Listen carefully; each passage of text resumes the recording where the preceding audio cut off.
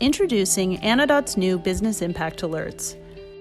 This feature shows you just how much an anomaly is costing you, so you can prioritize what matters most to your bottom line. There are two simple ways to start using the Business Impact feature. One way is to set the impact value from an alert notification email. On the right, you'll see the impact section shaded in red. Click the button to open the impact value setting for this alert. Next, set a value and currency unit. And now you can see the impact of your anomaly right here.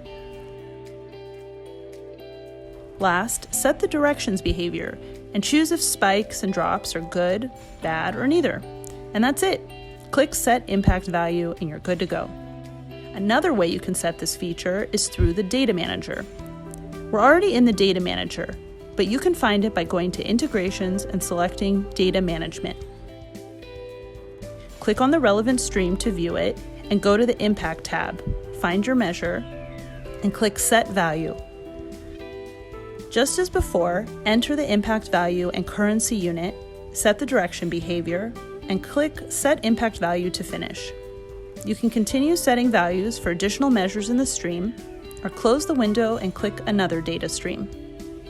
With this new feature, you can actually measure the business impact of your anomalies. Go give it a try.